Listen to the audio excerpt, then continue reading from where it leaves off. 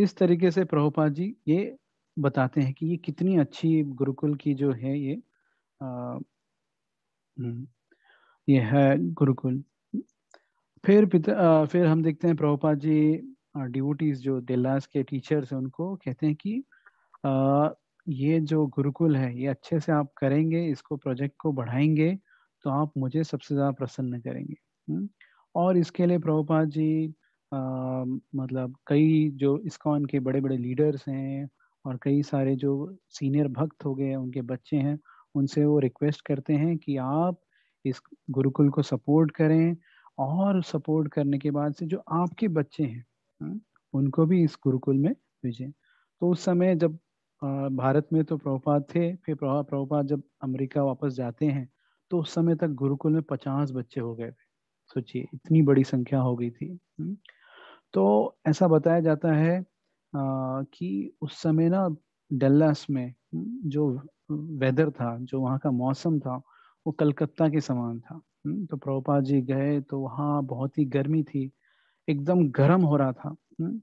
फिर प्रभुपाद जी मतलब वो क्या करते हैं कि वो बैठते हैं एक लॉन में और अपने अगल बगल में सब जो भी मेंबर्स हैं गुरुकुल के उनको बैठाते हैं। फिर प्रभुपाद जी अपना कुर्ता उतार देते हैं क्योंकि इतनी गर्मी हो रही है। और मतलब बहुत मुश्किल स्थिति थी। फिर भी अब वो आचार्य हैं, उनको अभी बहुत कुछ बताना है क्योंकि समय कम है। तो वो बैठते हैं और बताते हैं और फिर कहते हैं कि the best system of education, जो मतलब अध्यात्म ये पढ़ाई का जो अच्छा माध्यम है वो है कि एक टीचर एक रूम में 50 के करीब बच्चे, और वो बच्चे दूसरे हर उम्र के हो सकते हैं, कोई जरूरत नहीं कि एक ही उम्र के होने चाहिए। और कोई भी उनका जो भी इंटरेस्ट हो, उनके जो भी एप्टीट्यूड्स हो उसमें कोई भी हो, लेकिन एक टीचर उन सबको अपने चेयर के पास, टेबल के पास बुलाता है और उसके बाद से उन्हें बताता है कि तुम कैसे पढ़ाई करो और तुमको क्या क्या करना चाहिए, तुम्हारे लिए ये होमवर्क है। इस तरीके से प्रभुपाद बता रहे हैं गुरुकुल में किस तरीके से पढ़ाई होनी चाहिए। तो इस तरीके से प्रभुपाद ने ये बताया। फिर बाद में जो हमारे गुरुकुल के टीचर्स, वो टीचर्स पूछते हैं कि बच्चे बड़े ही बदमाश होते हैं, पढ़ाई करते नहीं है, एक बार में बात समझते नहीं है और इधर उधर बहुत ही मतलब मन भटकता है उनका, तो इनको कैसे एक जगह बैठाया जाए, एक जगह उनका मन एकाग्र किया जाए ताकि वो पढ़ाई कर पाए, ताकि वो ध्यान दे पाए जो भी हम बता रहे हैं। तो प्रभुपाद जी बहुत ही मतलब बहुत ही बताते हैं कैसे कि टीचर से बच्चों को प्यार भी करना चाहिए और उनसे डरना भी चाहिए। तो आप लोग अपने भक्ति वेदांत जीवन शिक्षण संस्था में सब लोग, आप लोग अपनी टीचर से डरते हैं और प्यार भी करते हैं, ऐसा है क्या? कोई बोलेगा अनम्यूट करके?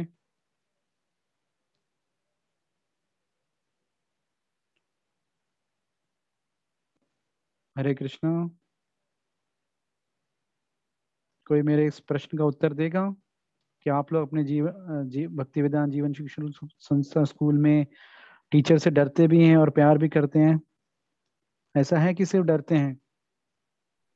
मैं प्रभु दोनों करके। दोनों करते हैं।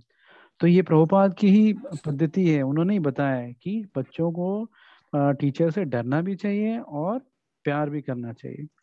तो अब प्रभुपाद जी देखो कैसे वो अभी ये करते हैं। मैं एक एक फोटो मुझे मिला तो मैं वो शेयर करूंगा, एक मिनट। हाँ,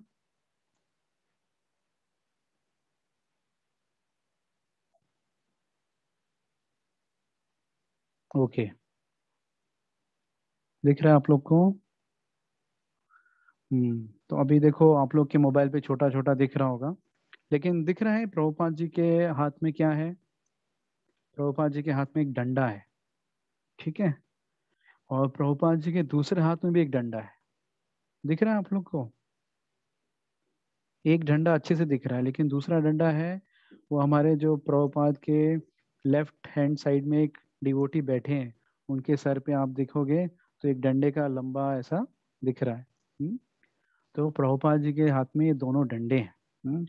और प्रभुपाद जी बैठे हैं उधर पीछे, आप फोटो में देखेंगे तो जो एक माता जी झुक के देख रही प्रभुपाद के को, फिर और जो सीनियर डिवोटीज हैं, जो टीचर्स हैं, वो उधर पीछे बैठे देख रहे हैं। और पीछे में सारे जो बच्चे हैं वो भी देख रहे हैं, अरे क्या हो गया, प्रभुपाद के हाथ में डंडा आ गया, ये डंडा से क्या करने वाले हैं। तो इस तरीके से ये चल रहा है यहाँ से। तो उसके बाद से प्रभुपाद बोलते हैं, एक डंडा मुझे, मैंने ये मेरे जो राइट हैंड में डंडा है वो सर पे मारने के लिए, और जो मेरे हाथ में लेफ्ट हैंड डंडा है वो इसलिए है कि मैं आपके हाथ पे मारूंगा। तो मतलब इस तरीके से प्रभुपाद जी सिखा रहे हैं कि जब टीचर हाथ में डंडा लेता है तो बच्चे डर जाते हैं। और फिर जब डंडा छोड़ देता है तो बच्चे फिर हो जाते हैं। और डंडे से अगर नहीं मारे बच्चों को तो बच्चे डरते भी हैं और प्रेम भी करते हैं, लेकिन डंडे से पिटाई कर दी तो डर जाएंगे, और डरने से वो सीखेंगे नहीं। तो प्रभुपाद जी इस तरीके से ये सिखा रहे हैं कि एक टीचर को कैसे पढ़ाना चाहिए। फिर बाद में प्रभुपाद जी यहाँ बोलते हैं, किस किस को मेरे से पिटाई खानी है। तो सारे जितने भी टीचर्स थे, जितने भी बच्चे थे, सब अपने हाथ आगे कर देते हैं और कहते हैं, प्रभुपाद जी आप हमारे को मारो, आप हमारे हाथ में मारिए। तो ये, क्योंकि उनको पता था कि ये प्रभुपाद की कृपा मिलने का एक तरीका है। हम्म, उनके हाथ से प्रसाद मिलता है, तो ये एक एक अलग तरीके का प्रसाद है जो एक गुरु की तरह से शिष्य को मिल रहा है। तो इस तरीके से प्रभुपाद जी सिखाते हैं कि किस तरीके से जो टीचर्स हैं उनको बच्चों को सिखाना चाहिए और बच्चों को कैसे सीखना चाहिए। तो अब एक बार, अब प्रभुपाद के लिए जो मतलब गुरुकुल है, वो बहुत ही एक ऐसा इम्पोर्टेंट प्रोजेक्ट है जिससे आगे की जो जनरेशन्स हैं, आगे की जो बच्चे हैं, उनको सही सही ज्ञान मिलेगा। तो प्रभुपाद जी फिर एक बच्चे को बुलाते हैं, और आपने फोटो भी देखा होगा, वो मुझे फोटो मिला नहीं, कि प्रभुपाद जी पर्सनली उसको हाथ पकड़ के उनको अपने हाथों से लिखवा रहे हैं कि कैसे संस्कृत में शब्दों को लिखना चाहिए। अभी देखिए, प्रभुपाद वर्ल्ड आचार्य हैं। हर मतलब हर जगह जाना, लोगों से मिलना, बातचीत करना, उसके बाद भी प्रभुपाद नहीं, ये जो हमारा गुरुकुल के जो बच्चे हैं, इनको हमें शिक्षा देनी है, तो प्रभुपाद पर्सनली उनके साथ बैठते हैं और उनको लिखना सिखाते हैं। फिर प्रभुपाद जी की जो गुरुकुल है, इसका श्रीमद् भागवतम के परपट्स उसमें भी मेंशन करते हैं कि ये जो हमारा ये वैदिक स्कूल है, ये हमें आगे हमारे जो नई जनरेशन ऑफ वैष्णवाज हैं उनका ये स्कूल है। हमें नए वैष्णवों को इसमें, ये गुरुकुल में हम ट्रेनिंग देंगे। तो ऐसा प्रभुपाद जी अपने श्रीमद् भागवतम, देखिए श्रीमद् भागवतम में लिखा है, यानी अगले 10,000 साल तक ये मेंशन होने लगा। तो प्रभुपाद जी जो जो बात लिख रहे हैं, बहुत इंपॉर्टेंट बात है। तो गुरुकुल प्रभुपाद जी के लिए बहुत ही एक इम्पोर्टेंट प्रोजेक्ट था। अब प्रभुपाद जी कई जगह घूमते हैं और कई देशों में जाते हैं।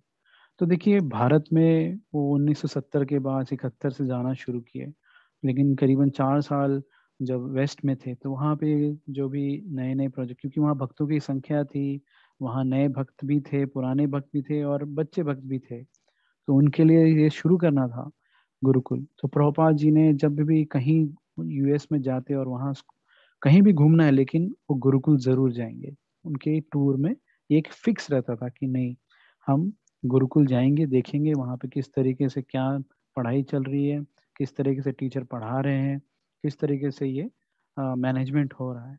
तो प्रभुपाद जी के लिए गुरुकुल एक इम्पॉर्टेंट प्रोजेक्ट था।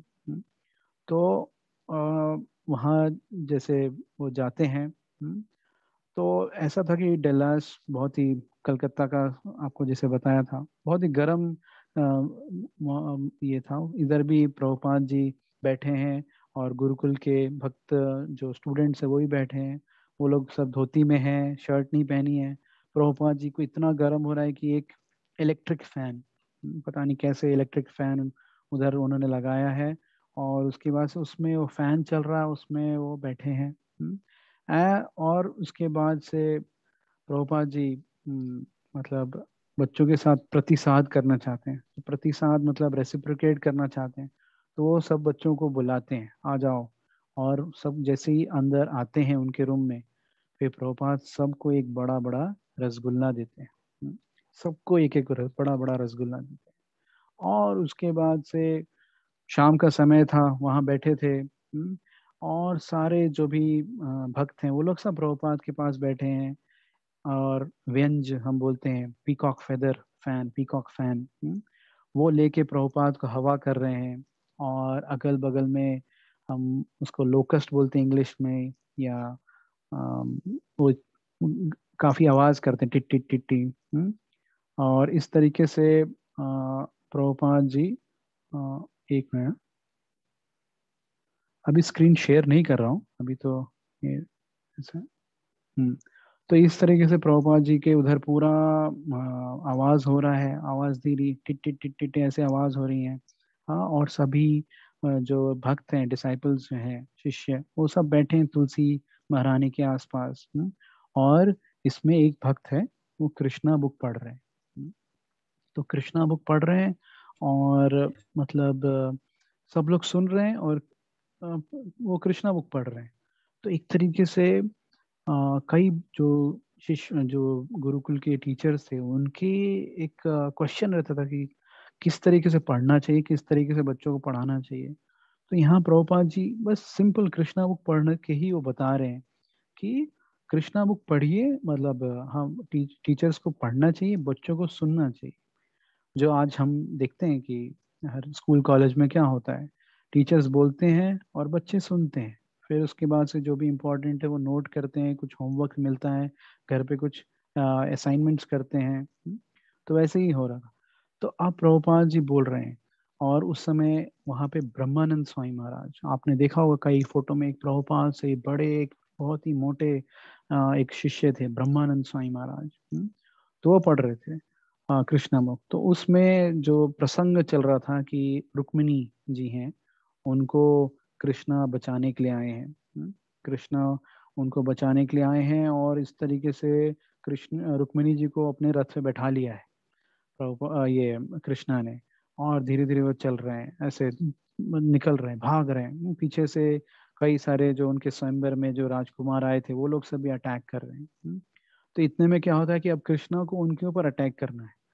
तो अब कृष्णा क्या करते हैं, जो रथ के जो रस्सियां होती हैं, वो रुक्मिणी जी को दे देते हैं। रुक्मिणी जी उनको पकड़ लेती हैं, और उसके बाद से ये एक तरीके से रुक्मिणी रथ को खींच रही हैं, चला रही हैं, और कृष्णा अपने धनुष बाण से ये जो भी राजकुमार थे जो उन पे अटैक कर रहे थे, उनको रोक रहे हैं।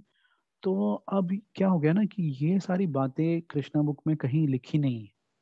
और ये प्रभुपाद जी जैसे ही ये कृष्णा बुक का ये टॉपिक आया, उन्होंने ऐसे बोला। तो प्रभुपाद जी ये सिखा रहे हैं कि जब ऐसा रीडिंग हो रहा है, और उसमें कुछ इम्पोर्टेंट आता है जो नहीं दिया गया, तो टीचर को बताना चाहिए, और टीचर बताए उसको क्लियर करे, और जो जो अंडरस्टैंडिंग है बच्चों की, वो क्लियर हो जाए, ताकि उन्हें समझ में आए कि किस तरीके से हम इस जो टॉपिक को और अच्छे से समझे। जैसे बुक्स हमारी सारी अवेलेबल रहती हैं, लेकिन जब टीचर हमें कुछ बताता है उसको डिटेल में, उसके पीछे के आगे पीछे की चीज़ें बताता है, तो हमको और ज़्यादा समझ आता है। तो ये प्रभुपाद जी इस तरीके से एकदम छोटे छोटे लेवल पे जाके कि बच्चों को किस तरीके से समझाना है, टीचर्स को कैसे मुझे गाइड करना है, ये सब वो बता रहे हैं। तो प्रभुपाद जी एकदम मतलब हर एक उनके जो आचार्य हैं, तो वो उनकी हर एक गतिविधियों से किसी न किसी को कुछ तो सीखने को मिल रहा है।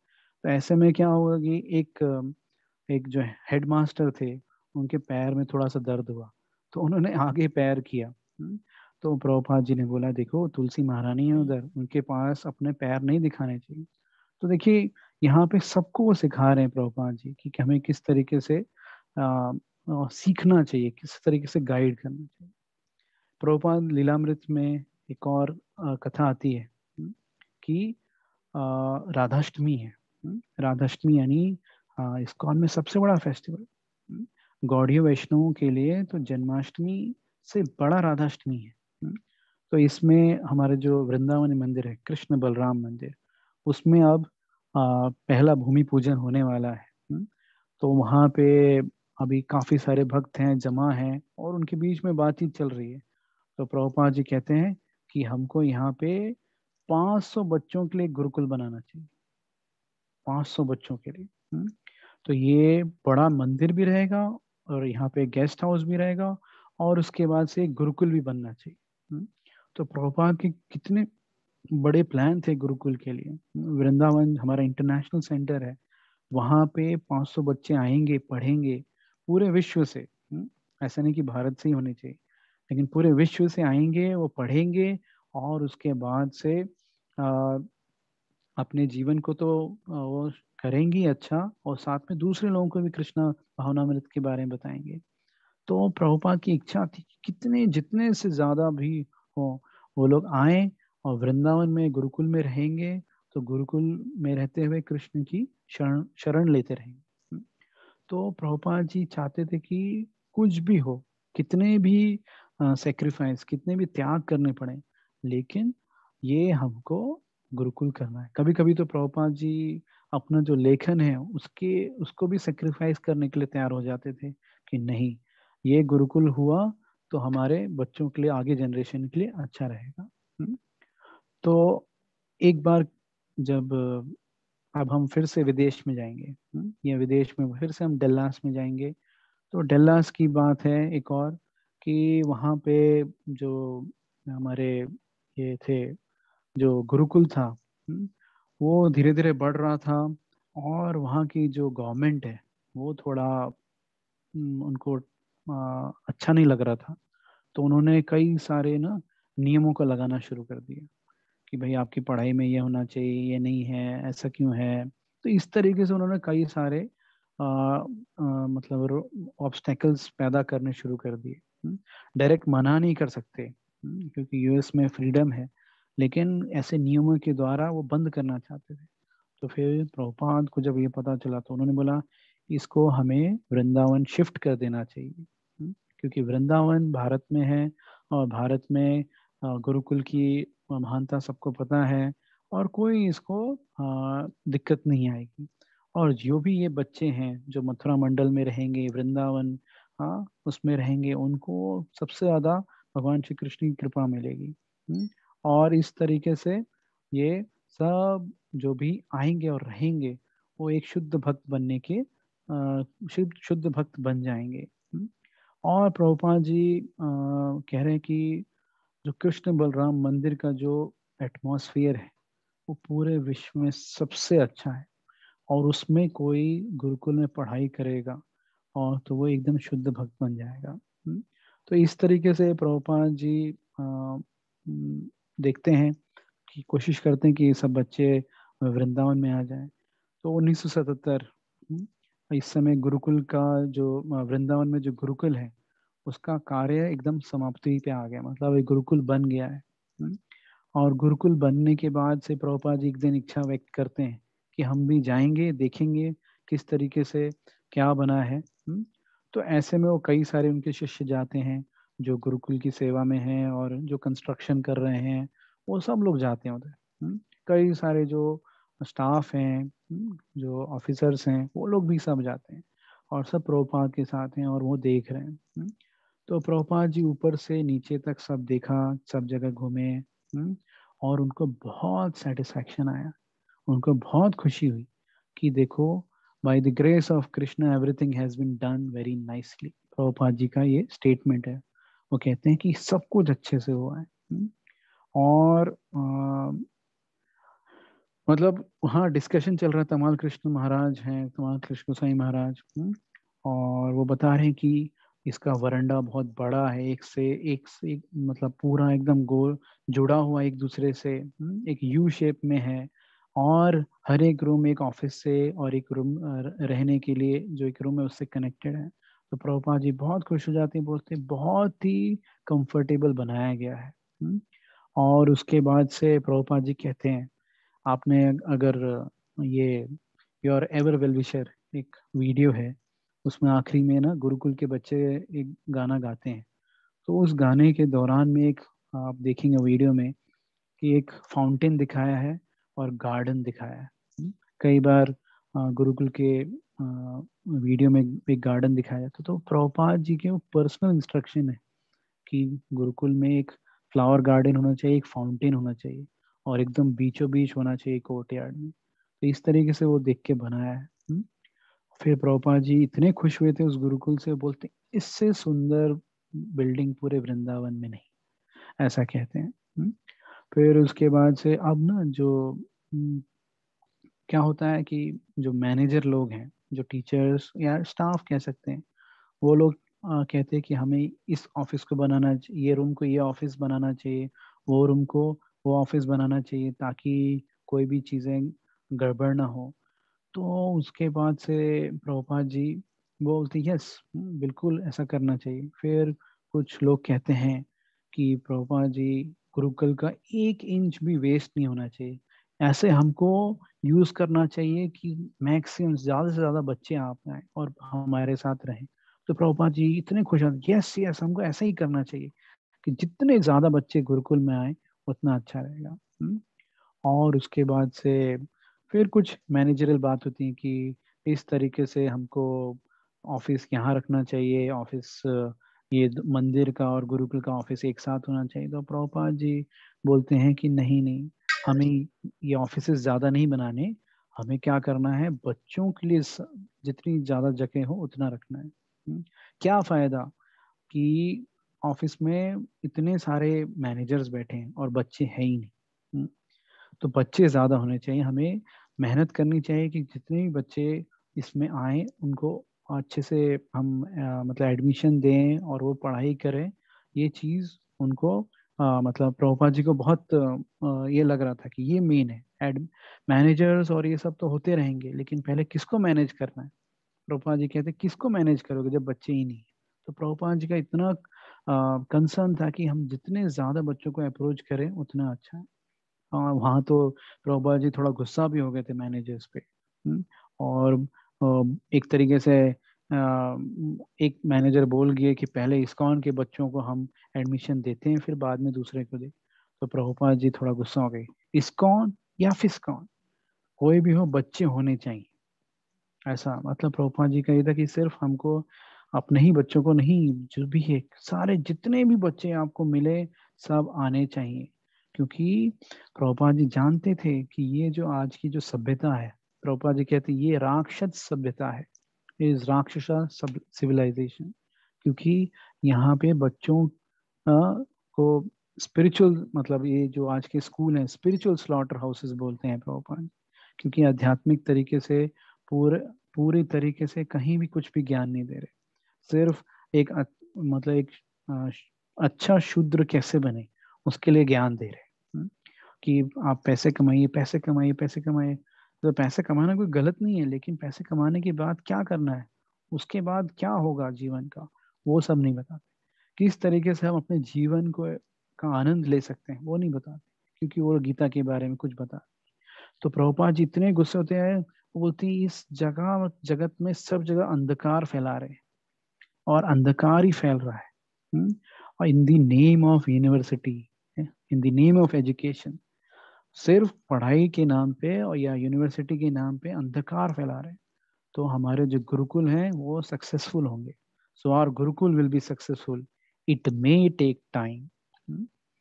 तो जैसा आप लोग जानते हैं कि हमारे जो भक्ति वेदांत जीवन शिक्षण संस्था जो स्कूल है, इसका भी उद्घाटन कैसे हुआ। पहले हमारे यहाँ सिर्फ 3-4 बच्चे थे, वो भी होम स्कूलिंग थी। फिर बाद में धीरे धीरे अभी वहाँ पे एक स्कूल बना है, आप लोग सब उधर पढ़ रहे हैं। तो ये प्रभुपाद जी पहले से ही कह के गए थे कि थोड़ा समय लगेगा, लेकिन ये जो भी इसमें पढ़ेगा उसको बहुत ही अच्छी मतलब एजुकेशन इस जगत में, ये लोग तो है ही परलोक के लिए भी वो तैयारी कर रहा है।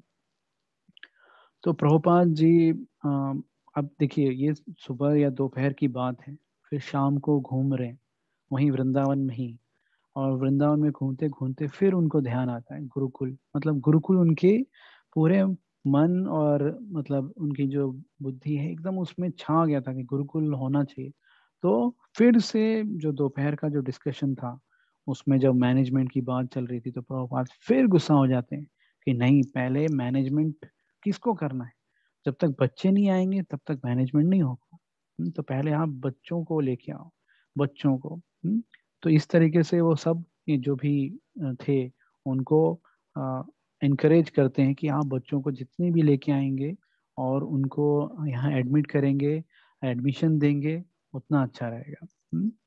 तो प्रभुपाद जी मतलब इस तरीके से सबको इनकरेज कर रहे हैं।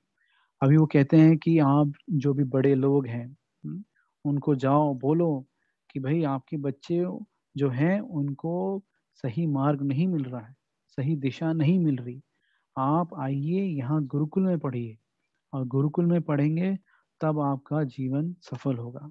तो इस तरीके से प्रभुपाद जी कहते हैं। वो कहे कि चाहे कोई कितनी बड़ी पोजीशन पे हो, चाहे वो प्राइम मिनिस्टर का बेटा ही क्यों ना हो, लेकिन अगर उसको वैदिक ज्ञान नहीं है तो वो एक तरीके से पशु तुल्य काम कर रहा है। इस तरीके से वो कहते हैं प्रभुपाद जी। क्योंकि उस उसको जो अ, पढ़ाई की गई हमने, वो उसका पर्पस क्या है, किस लिए है, वो उनको पता ही नहीं। हम्म, तो फिर प्रभुपाद जी कहते हैं कि हिरण्यकशिपु, हिरण्यकशिपु कितना बड़ा राजा था, लेकिन उसको भगवान श्री कृष्ण के प्रति, भगवान कृष्ण के प्रति कोई उसको आसक्ति नहीं, कोई प्रेम नहीं। लेकिन वही प्रहलाद, उनके बेटे थे, वो कितने अच्छे थे। प्रहलाद कितने मतलब इतनी मतलब मुश्किल सिचुएशन में भी उन्होंने भगवान श्री कृष्ण को छोड़ा नहीं। तो हमारा जो ये जो गुरुकुल है वो इतने सारे प्रहलाद को तैयार करने का हमारा एक वो मतलब एक रेवोल्यूशन है, हम एक हमारा एक मिशन है कि इस दुनिया में, इस सोसाइटी में बहुत सारे हम लोग प्रहलाद क्रिएट करेंगे। तो इस तरीके से वो प्रभुपाद कई बार तो ऐसा बोलते थे कि तुम 250 बच्चों को भी नहीं जमा कर सकते पूरे विश्व से इस गुरुकुल में पढ़ने के लिए। तो इस तरीके से प्रभुपाद इतना मतलब स्ट्रेस करते थे कि जो भी हो गुरुकुल के लिए हमें स्टूडेंट्स लेके आने चाहिए। अब प्रभुपाद कहते हैं कि जो ये गुरुकुल के हमारे बच्चे हैं, जब ये आगे पढ़ लेंगे, जब इन्हें शास्त्रों का अध्ययन होगा, इन्हें गीता भागवत का अध्ययन रहेगा, तब ऐसा हो सकता है कि जो गवर्नमेंट है, इंडियन गवर्नमेंट ही नहीं पूरे विश्व में जो भी गवर्नमेंट है, वो हमारे इन बच्चों को बुलाएंगी और अपने जो देश है उसको आगे गवर्न करने के लिए इनसे बोले ही जाएंगे। जैसे अभी आप समझते हैं आईपीएस आईएएस ऑफिसर्स जो हैं उनको बुलाया, उनको लिए एग्जाम रहता है, उनको बुलाया जाता है और फिर वो कुछ कुछ चीजें करते हैं, गवर्न करने में हेल्प करते हैं, आइडियाज देते हैं। तो यहाँ प्रभुपाद जी का वो विजन था कि आगे हमारे जो गुरुकुल के बच्चे हैं वो ये सब गवर्नमेंट इनको बुलाएगी और गाइडेंस लेगी इस्कॉन से कि कैसे मतलब इस जो गवर्नेंस है उसको कैसे चलाना चाहिए। तो इस तरीके से प्रभुपाद का ये विजन था कि गुरुकुल के बच्चे इस हद तक जाएंगे कि गवर्नमेंट, हाँ अभी आप सुन ही रहे होंगे काफी जगह कि भगवत गीता कई सारे बड़े बड़े वेस्टर्न यूनिवर्सिटीज में एक टेक्स्ट बुक है। वहाँ पे उस बुक को, उसके लिए एक स्पेसिफिक फिक्स्ड पीरियड्स होते हैं, उसमें टीचर एक फिक्स है जो उसमें पढ़े, उससे पढ़ाएगा और उसके ऊपर चर्चा होगी, डिस्कशन होगा। तो इस तरीके से हमारे जो ये सब स्टूडेंट है जो ये गीता भागवत पढ़ के उसमें एकदम जो मंजे हुए मतलब स्टूडेंट्स हैं, वो लोग अब इसके बारे में मतलब गीता भागवत और इसमें गवर्नेंस में हेल्प करेंगे। फिर ऐसे एक और कथा आती है प्रभुपाद लीलामृत में कि जब प्रभुपाद जी कितने इंटेलिजेंट थे, कई बार जो बच्चे जो टीचर्स थे वो बोलते थे कि प्रभुपाद हम अच्छे अच्छे बच्चों को ले रहे हैं, अच्छे अच्छे बच्चों को हम स्क्रीन कर रहे हैं, जैसे ये होता है ना exam, pre talent search exam रहते हैं, नेशनल टैलेंट सर्च एग्जाम, या तो स्कूल में आने एडमिशन मिलने से पहले एक टेस्ट रहता है। तो वैसे ही तो प्रभुपाद जी बोलते हैं कि ये गलत है। आप देखो हर एक बच्चा अनट्रेन्ड है, उसको कुछ भी नहीं पता, आप कैसे अच्छे से ट्रेनिंग देनी चाहिए उसके ऊपर ध्यान दो। हमारे पास जो भी बच्चे आएंगे वो हम मान के चल रहे हैं उनको इस वैदिक एजुकेशन में कोई ट्रेनिंग, लेकिन हम उनको जब ट्रेन करेंगे तब वो अच्छे हो जाएंगे। तो हम देखते हैं कि भाई प्रभुपाद के पास हम जब लीलामृत पढ़ेंगे तो कई सारे ऐसे भक्त आए जिनकी कोई पात्रता नहीं थी भक्ति करने की, लेकिन प्रभुपाद ऐसे ऐसे आचार्य थे, एक ऐसे ट्रेनर थे कि कोई कुछ भी हो उसको भगवान श्री कृष्ण से जोड़ना, भगवान श्री कृष्ण के प्रति आसक्ति प्रदान हो। तो वो उसके पास उसको ऐसा ट्रेनिंग देते थे। एक कथा आती है कि एक बार एक अल्कोहलिक जो शराब पीता है वो प्रभुपाद जी के पास गया। और प्रभुपाद जी को बोलते हैं, प्रभुपाद जी मैं कृष्णा को पसंद करता हूँ, लेकिन क्या है मैं अल्कोहल पीता हूँ, क्या मैं अल्कोहल भगवान श्री कृष्ण को ऑफर कर सकता हूँ? तो प्रभुपाद जी बोलते हैं कि देखो तुम अल्कोहल में पानी तो मिलाते हो ना, तो पानी जो मिला रहे हो ना उसको ऑफर करो, अल्कोहल मत ऑफर करो, लेकिन पानी को ऑफर करो, फिर वो प्रसाद तुम लो। ऐसा। तो देखिए प्रभुपाद जी कितने अच्छे, मतलब उनके पास जो किस किस हद तक के जो लोग आए, लेकिन प्रभुपाद जी ने ऐसे ट्रेनिंग दी कि नहीं, तुम इतना भी करोगे तो भगवान श्री कृष्ण तुमसे प्रसन्न हो जाएंगे, तुम्हें एक प्रसाद मिलेगा। और उन्होंने अपने जो हमारे इस्कॉन के नियम है उसको भी भंग नहीं होने दी। तो इस तरीके से प्रभुपाद जी बहुत ही अच्छे, ये अपने उन्होंने कार्यों से दिखाया है कि हमें कैसे ट्रेनिंग करना है। एक बार की बात है, अभी जैसे आप टीवी पे देखते होंगे कई सारे गेम शोज हैं, या इंडियन आइडल है, या टैलेंट शोज रहते हैं। मेरी आवाज़ सुनो या ऐसे ऐसे करके कुछ ना कुछ प्रोग्राम आते रहे, और उसमें हम देखते हैं कई बच्चे परफॉर्म करते हैं और उनको प्राइज मिलते हैं। तो ऐसे ही एक उस समय 1974 में एक टीवी पे एक सीरियल आता था, उसका नाम था General Electric college bowl. General Electric college bowl ऐसा करके नाम था। तो उसको जनरली लोग कॉलेज बाउल बोलते थे। तो इस गेम में क्या होता था कि ऑडियंस बैठी है और सामने तीन चार टेबल रहेंगे, उस पे स्टूडेंट्स बैठेंगे, फिर एक टीचर होगा, वो टीचर एक क्वेश्चन पूछेगा। स्टूडेंट्स जो बेंच पे बैठे हैं उनके पास एक बजर है, बटन है, उससे वो बटन दबाएंगे तो बजर बजेगा और उस बच्चे को पहले चांस मिलेगा उसका आंसर देने को। इस तरीके का गेम था। तो इन्होंने क्या किया, वो गेम को क्या मॉडिफाई कर दिया, हमारे जो टीचर भक्त थे उन्होंने क्या मॉडिफाई किया कि वैसे ही रहेगा सेटअप, लेकिन उसमें हमारे जो क्वेश्चंस होंगे वो कृष्णा बुक में होंगे, कृष्णा बुक पे बेस्ड होंगे। तो इस तरीके से वो कर रहे थे। और प्रभुपाद के पास वहाँ पे जो कुछ टीचर्स थे वो सोचे कि हमें प्रभुपाद से पूछना चाहिए, ये कहीं हम मनगढ़ंत रूप से तो नहीं कर रहे, कुछ गड़बड़ तो नहीं है। तो वो प्रभुपाद को एक लेटर लिखते हैं। फिर प्रभुपाद उसके बारे में बोलते हैं कि ये बच्चों में बहुत एक्साइटमेंट लेके आएगा, कोई दिक्कत नहीं है, लेकिन ये बच्चों में बहुत एक्साइटमेंट लेके आएगा, बहुत ही बच्चे एक तरीके से परेशान हो जाएंगे, उनको लगेगा कि मतलब स्ट्रेस आएगा कि मुझे क्वेश्चन का आंसर देना ही है, देना ही है, देना है।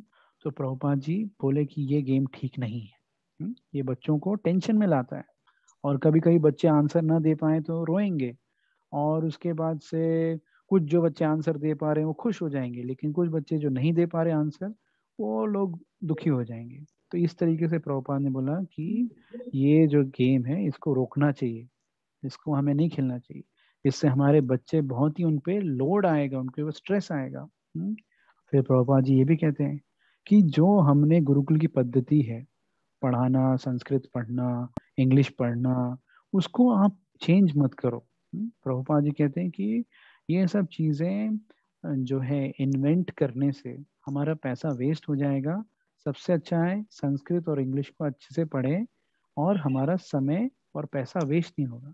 क्योंकि उस समय जो हमारे वेस्टर्न भक्तों के बच्चे थे वो संस्कृत को प्रोनाउंस नहीं कर पा रहे थे, ठीक से बोल नहीं पा रहे थे, लिख पढ़ भी नहीं पा रहे थे। प्रभुपाद बोले कि नहीं, पहले इसको पढ़ना चाहिए, इसको संस्कृत को पढ़ना चाहिए, इंग्लिश को अच्छे से, इंग्लिश उनके लिए कुछ डिफिकल्ट नहीं है, लेकिन संस्कृत को अच्छे से पढ़ना चाहिए। तब हम जो है बच्चों के साथ सही एजुकेशन, उनको सही शिक्षा दे रहे हैं। फिर उसके बाद से प्रभुपाद जी इतने कंसर्न थे कि क्योंकि कई लोग उनसे मतलब ये बात समझ ना पाए, तो वो वहाँ के एक जीवीसी है उनको भी बताते हैं कि भाई ये कृष्णा बाउल करके गेम चल रहा है, ये ठीक नहीं है हमारे बच्चों के लिए, ये बच्चों को सही शिक्षा नहीं मिल पा रही। और सबसे बड़ी बात है कि जो हमारे टीचर्स हैं उनको ये सब क्लियर नहीं है कि ये क्यों सही नहीं, ये क्यों सही है, ये क्लियर नहीं। तो इस तरीके से प्रभुपाद एकदम गुस्सा हो गए कि भाई इस तरीके से हमारे बच्चों को गलत शिक्षा मिल जाएगी। और कि ये जो मनगढ़ंत मतलब मन अपने मन मेरे हिसाब से जो ये हो रहा है वो सब ऐसे शुरू हो जाएगा। और फिर एक ये जो हमारी पारंपरिक जो पद्धति है ज्ञान देने की, वो फिर से खराब हो जाएगी। तो प्रभुपाद इतने कंसर्न थे कि किस तरीके से गुरुकुल में बच्चों को शिक्षा मिलनी चाहिए और क्या मिलनी चाहिए।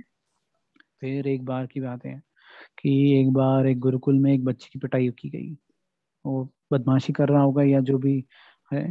तो प्रभुपाद के पास खबर गई। तो प्रभुपाद बोलते उस टीचर की पहले पिटाई करो, उसने कैसे बच्चों को मारा। तो इस तरीके से प्रभुपाद जी बहुत ही गुस्सा होते थे कि टीचर की पिटाई नहीं करनी चाहिए, बच्चों को प्रेम से समझाना चाहिए। प्रभुपाद खुद अपने कार्यों से करके दिखाया, उन्होंने करके बताया कि बच्चों को कैसे प्रेम करना चाहिए। फिर एक बार अभी आजकल आपने तो पता नहीं सुना कि नहीं, हमारे समय था कॉन्वेंट स्कूल। कॉन्वेंट स्कूल में जो पढ़ाते हैं वैसे हमें पढ़ाना चाहिए। तो इस तरीके से उस समय एक मॉन्टेसरी टीचिंग, हाँ, ऐसा एक पद्धति थी वहाँ पे उस समय फेमस थी। तो कई भक्तों को लगा कि हमें इस तरीके से पढ़ाना चाहिए। नहीं, लेकिन तब प्रभुपाद जी और बिगड़े। नहीं, ये तरीका ठीक नहीं है। हमें अपनी जो गुरुकुल की पद्धति है, हमारे जो 90% पानी है, ये उससे चालू है पढ़ना चाहिए। और उसके अंदर गैस और उस बिना तरीके मशीन का। से हाँ बिना और मशीन उस तरीके से वहाँ पे वो एक next मिनट।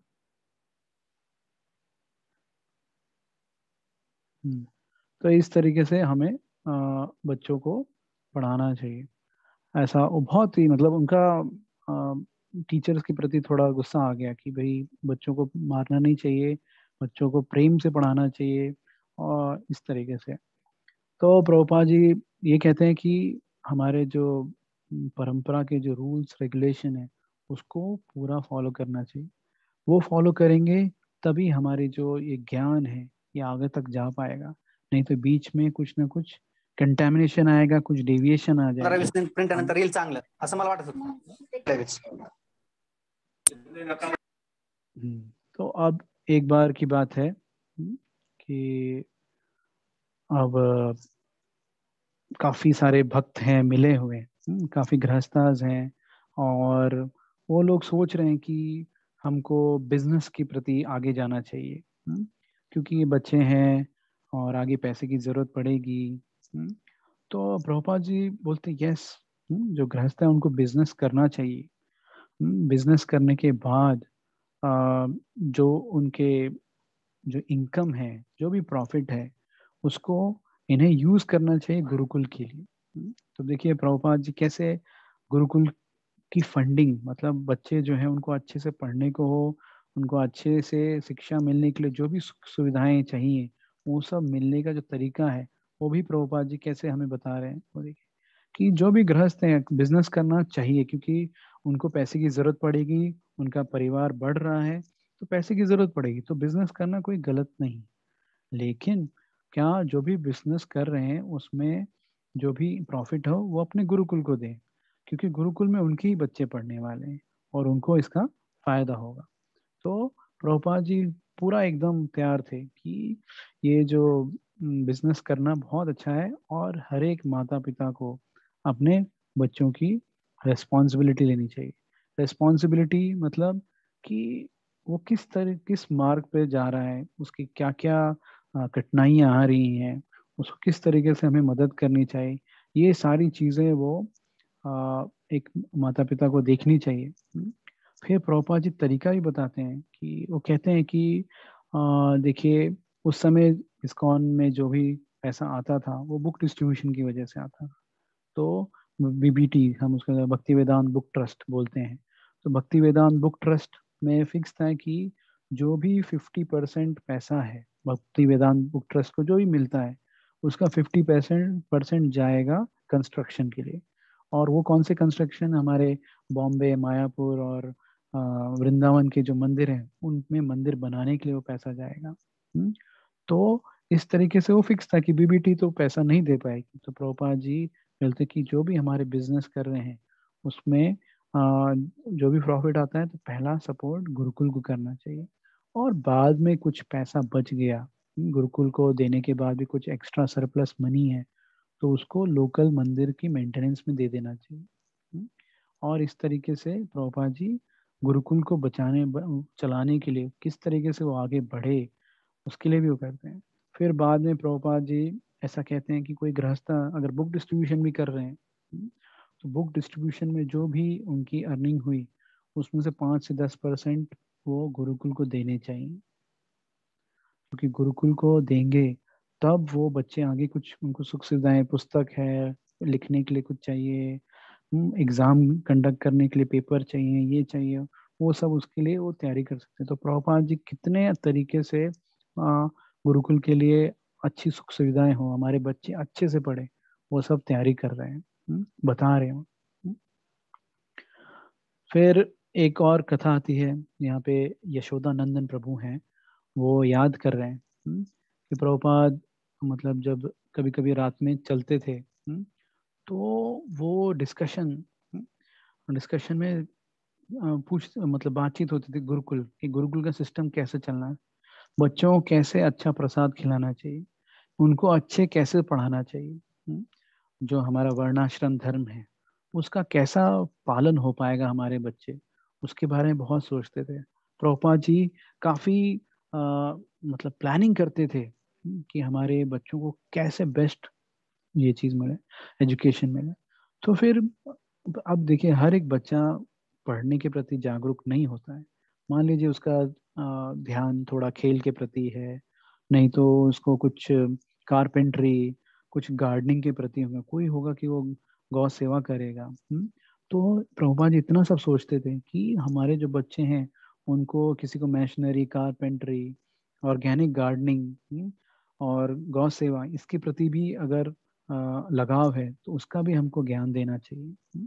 तो प्रभुपाद जी सोचते थे, उनका विजन था, उनका ऐसी दृष्टिकोण था कि गुरुकुल का जो ये जो प्रोग्राम है ये बहुत ही अच्छे से चलना चाहिए, बहुत ही इस पे काफी ध्यान देना चाहिए। और एक बार तो वो बोले कि ये हमारा सबसे इम्पोर्टेंट प्रोग्राम है, सबसे इम्पोर्टेंट प्रोजेक्ट है इस इस्कॉन मूवमेंट। तो कई बार जो उनके साथ जो शिष्य घूम रहे थे वो भी बहुत चक्के हो जाते थे, वो भी पजल्ड हो जाते थे। प्रभुपाद आप तो कहते हैं कि बुक डिस्ट्रीब्यूशन बहुत इम्पोर्टेंट है, टेम्पल खोलना ये इम्पोर्टेंट है। तो प्रभुपाद जी नहीं, ये जो गुरुकुल है ये सबसे ज़्यादा इम्पोर्टेंट है। क्योंकि देखिए हम लोग जो भी कर रहे हैं, पुस्तक वितरण, प्रसाद वितरण, मंदिर की ओपनिंग, मंदिर में जो भी मंदिर के प्रोग्राम्स हैं वो सब इसलिए हैं कि कोई नया आए, वो जाने, देखे, उसको अच्छा लगे, वो भगवान श्री कृष्ण का भक्त बनने के लिए तैयार हो जाए। लेकिन जो हमारे भक्तों के बच्चे हैं, यानी जो आप लोग यहाँ पे जो आज जमा हैं, ये सब भक्तों के ही बच्चे हैं। तो ये तो पहले से ही भक्त हैं, इनको बस ट्रेनिंग देना है। तो वो ट्रेनिंग के लिए पास देने के लिए कोई सुविधा है हमारे पास? तो कुछ भी सुविधा नहीं। इसलिए प्रभुपाद जी का एकदम बहुत कहना था कि गुरुकुल बहुत ही जरूरी है। प्रभुपाद जी मतलब इस स्पेशल ट्रेनिंग को बहुत ही एम्फसाइज करते थे, और कभी कभी बहुत एम्फेटिकली वो कहते थे कि ये जो बच्चे हैं, ये बच्चों के बच्चे वो अच्छे भक्त बनेंगे, वो रियल भक्त बनेंगे। तो आप लोग जब सब बड़े होंगे, आप लोग के हैं जब बच्चे होंगे, तो वो सही में वो हमारे रियल भक्त हैं, ऐसा प्रभुपाद जी का कहना है। आप लोग भी रियल भक्त हैं, लेकिन ऐसा प्रभुपाद जी कहते हैं, the children of these children will be real devotees. तो ऐसा बोलते हैं प्रभुपाद। फिर एक और लीला है प्रभुपाद जी की, ये 1976, अब आखिरी के समय।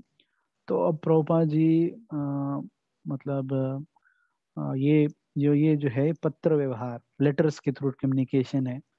तो एक डॉक्टर एस बी चैटर्जी हैं, तो वो प्रभुपाद जी को एक बार लेटर लिखते हैं, उसमें काफ़ी कुछ वो लिखते हैं। तो प्रभुपाद जी अब उनको रिप्लाई करते हैं।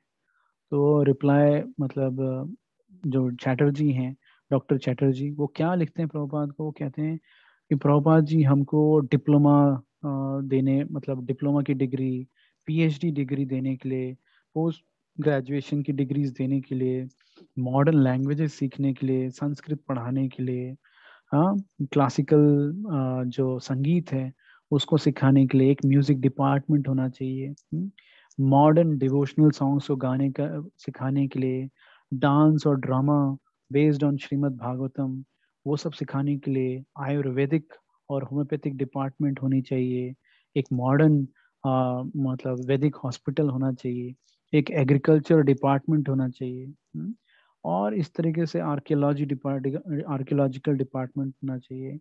फिर ये हमारे जो भी कॉमर्स, हिस्ट्री और डोमेस्टिक साइंस, ये सब के लिए एक यूनिवर्सिटी होनी चाहिए। तो प्रभुपाद जी बहुत खुश हो जाते हैं, बोलते हैं चैटर्जी आप बहुत अच्छा कह रहे हैं, ये सब होएगा, आगे आगे होगा, लेकिन ये सारे प्रोजेक्ट एक साथ नहीं शुरू हो सकते। समझे, आज की डेट में हम देखें तो ये सारे इतने बड़े इंपॉर्टेंट प्रोजेक्ट लगते हैं, लेकिन प्रभुपाद जी बोलते हैं नहीं, ये सारे प्रोजेक्ट अभी तो नहीं खुलेंगे, थोड़ा समय लगेगा इनको, लेकिन हमारा जो ये गुरुकुल का जो प्रोजेक्ट है ये अभी शुरू हो जाना चाहिए, इसको हमें एक मिनट, इसको हमें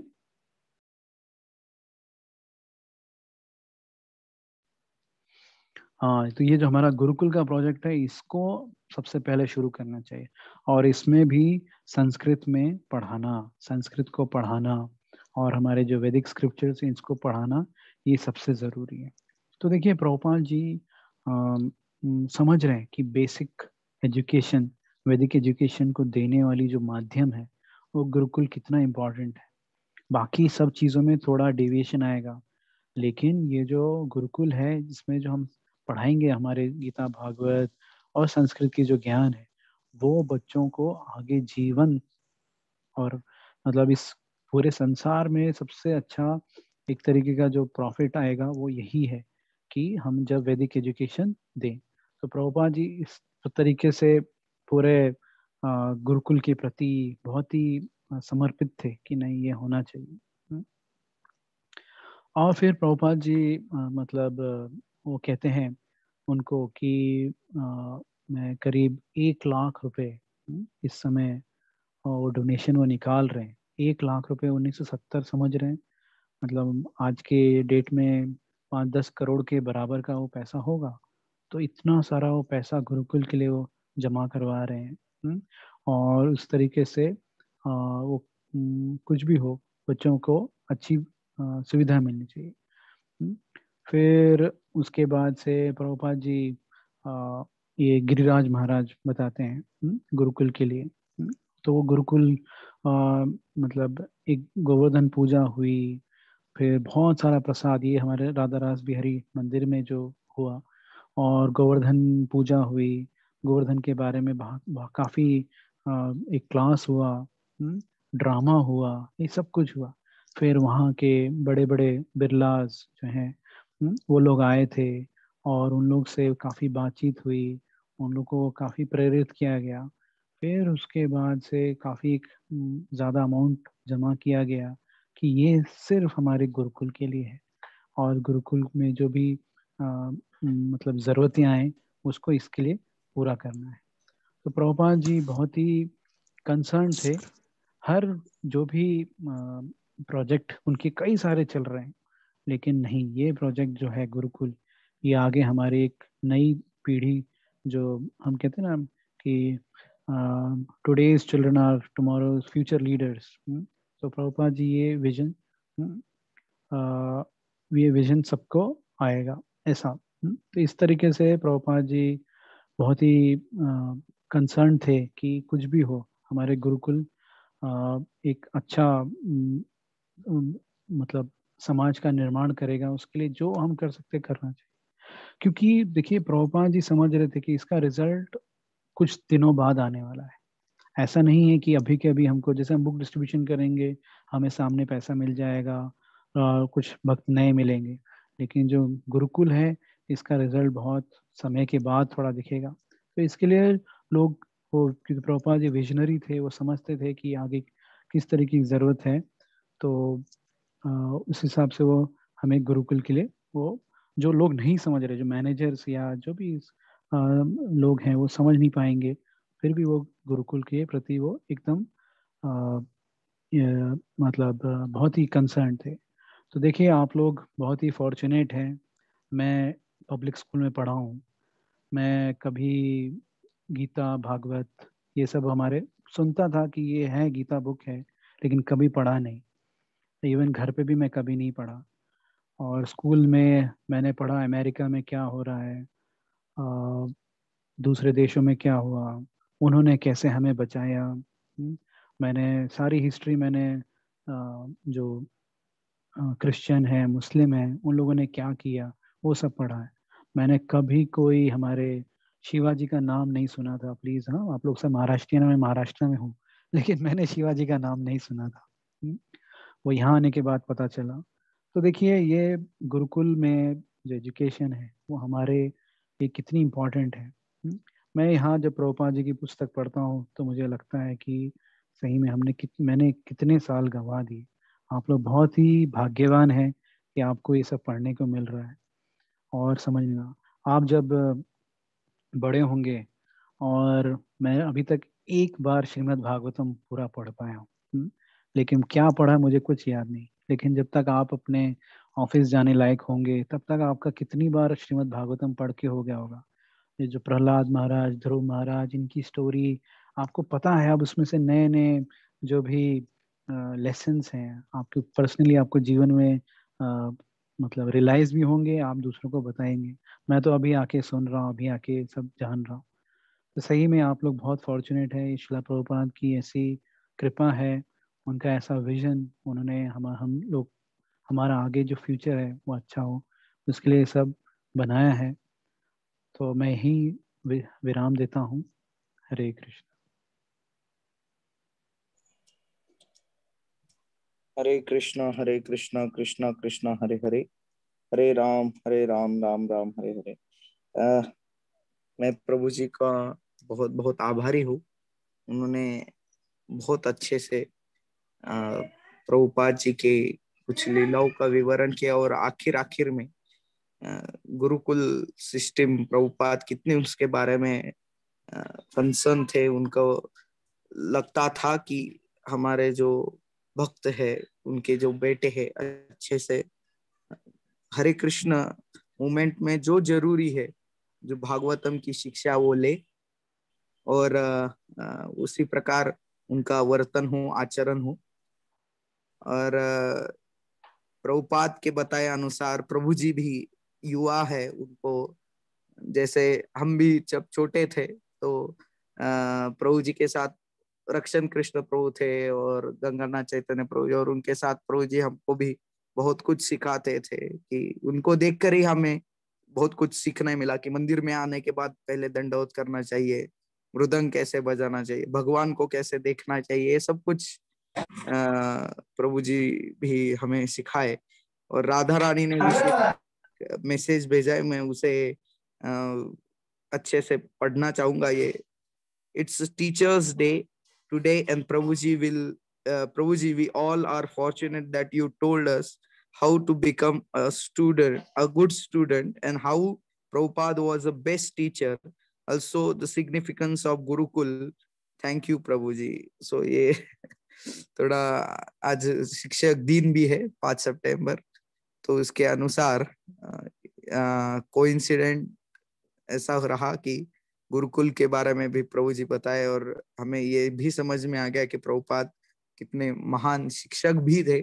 और प्रभुपाद को इस शिक्षक दिन के अवसर पर हम एक एक नए रूप में हम समझ पाए।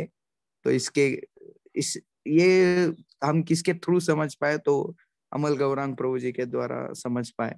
तो इनके लिए मैं बहुत बहुत उनका आभारी हूँ।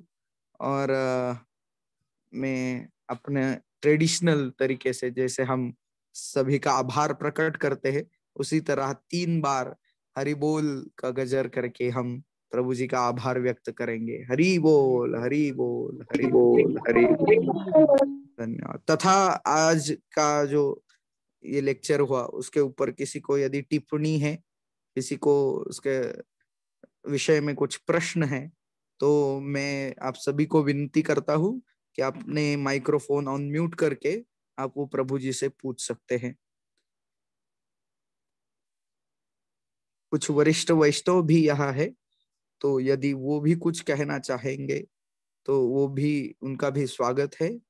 या आप भी कुछ नई रियलाइजेशन प्रभुपाद जी के बारे में आपके हो तो आप भी यहाँ बता सकते हैं।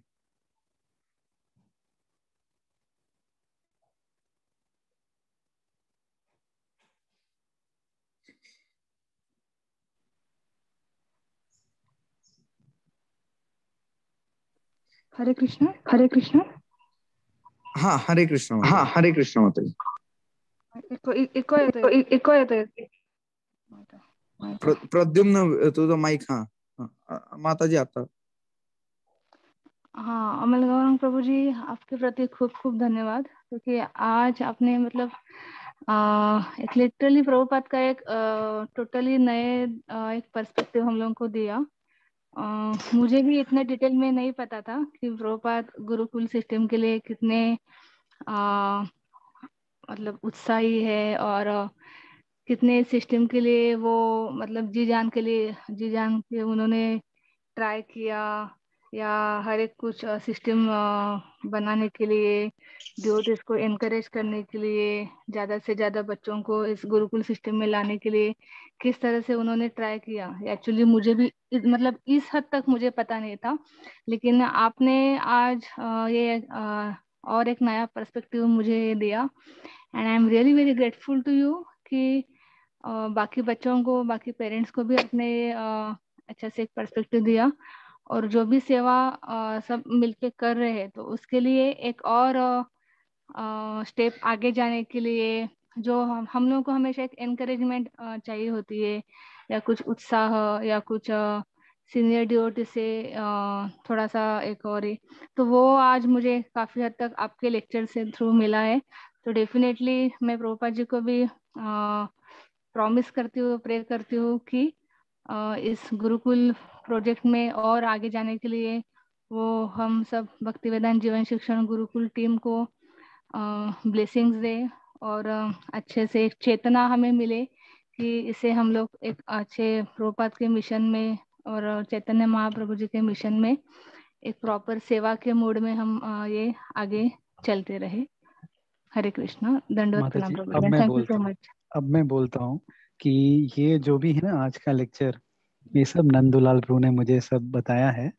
मैं तो कुछ अलग ही लेक्चर दे रहा था। कल हम शाम को मिले नंदुलाल प्रभु से, तो प्रभु जी की मदर आई थी, उनके मौसा जी आए थे, काफी सारा प्रसाद था, तो प्रभु जी ने बुलाया था कि आ जाओ। तो मैं गया था। फिर थोड़ी बातचीत हुई, मैंने बताया, मैंने ये सब पॉइंट्स लिखे हैं, तो प्रभु जी बोले ये तो इम्पोर्टेंस ऑफ गुरुकुल है, ये नहीं बोलना है तुम, प्रभुपाद ने गुरुकुल के लिए क्या क्या किया है वो करना है। तो ये कल का प्रभु जी का लेक्चर है 7:15 का, और ये करीब 7 बजे के करीब ये डिस्कशन हुआ, तब मुझे पता चला अरे बाप रे, मतलब कुछ अलग ही प्रिपेयर हो गया है। फिर प्रभु जी बोलते रुको, तो अभी टेंशन मत लो, मैं क्लास के बाद तुमको सारा मटेरियल भेजता हूँ। तो प्रभु जी ने 11:15 बजे, जो मेरे को मेल आया रात में 11:15 बजे मेरे को मेल भेजा उन्होंने, और मतलब यानी उसके पहले सब उन्होंने निकाला इधर उधर से। फिर 11:15 बजे मुझे पता चला कि ये सब चीजें हैं, तो मैं भी ये सब पहली बार जान रहा हूँ। मैंने लीलामृत पढ़ी है, लेकिन मतलब से गुरुकुल के लिए क्या क्या क्या हुआ वो तो मुझे पता ही नहीं, मतलब इतना ध्यान नहीं है। तो आज मैंने ये सब 11 बजे से पढ़ना शुरू किया, मॉर्निंग प्रोग्राम खत्म होने के बाद से। तो ये सब नंदुलाल प्रभु जी हैं, उन्होंने सब किया है, मैं तो बस एक बोल रहा हूँ, वो भी मुझे उतना कुछ रियलाइज नहीं, बस खाली मैं तोते जैसा बोलते गया। और तो हमें नंदुलाल प्रभु के प्रति कृतज्ञ रहना चाहिए। प्रभु जी हैं, उन्होंने इतना अच्छा सब किया है। अभी इस